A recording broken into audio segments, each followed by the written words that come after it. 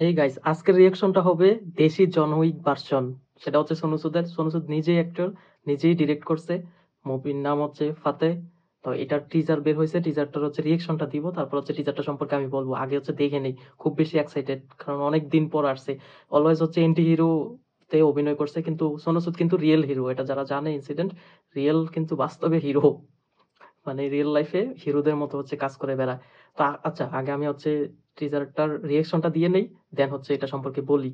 তো start, let's start. G studio.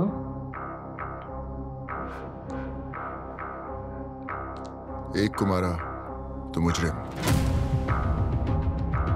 তারপর 1000 को मारा 500। तो बादशाह। ওয়াও। मेरी गिनती उससे ऊपर की थी।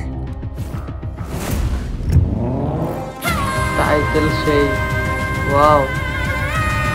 জন উইক স্টাইল। ওয়াও। নাচে।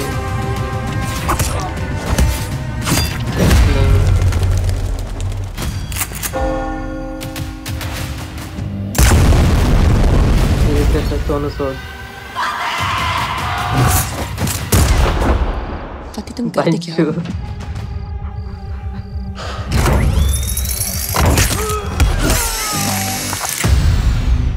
सबको जानना है।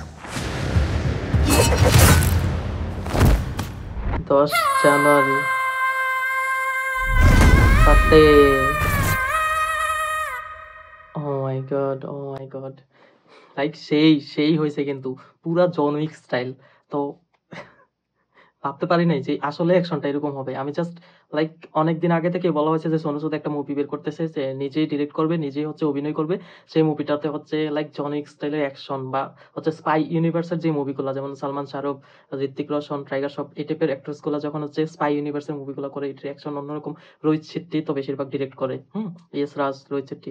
তো হচ্ছে লাইক এটা একটু অন্য দেশের, মানে ওই ডিরেক্টরদেরকে হচ্ছে চিনিয়ে দিবে যে আসলে হচ্ছে কিভাবে হচ্ছে অ্যাকশন গুলা করা যায়। মানে আমাদের চোখের দেখা যে আসলে জন উইক সিরিজটা যারা দেখছে, অমাইক, জন উইক মুভি সিরিজ যেটাই হোক না কেন, যারা দেখছে তারা বুঝতে পারে যে আসলে ওইটাতে কি, মানে পেন্সিল দিয়ে, লাইক সবাই তো একটা ডায়লগ জানে যে জন উইকে পেন্সিল দিয়ে হচ্ছে মানুষ মারে। তো পেন্সিলের এই জিনিসটা কিন্তু সবগুলো মুভিতে, অনেকগুলো মুভিতে দেওয়া হয়েছে, কিন্তু পুরো অ্যাকশন, মানে ওই দাসের অ্যাকশনের কোনো মুভি এখনো পর্যন্ত দেখতে পারিনি।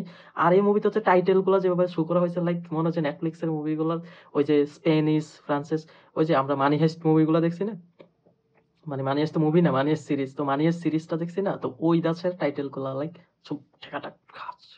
তো আশা করি ট্রেইলার, এখানে কোনো কাহিনীর কিছুই বোঝা যায় নাই, জাস্ট হচ্ছে এগুলো দেখাইছে। কাহিনীটা এরকম হইতে পারে যে হচ্ছে জ্যাকলিন হচ্ছে মোস্ট ইম্পর্টেন্ট একটা ক্যারেক্টার, যাকে হচ্ছে খুঁজতেছে, মাফিয়া খুঁজতেছে, তারপর হচ্ছে মাঝখানে মাফিয়া জ্যাকলিনের মাঝখানে এসে দাঁড়াইলো হচ্ছে সোনু সুদ। তো এরকম কিছু হবে, জাস্ট ইশারা ইশারা নাচাবে।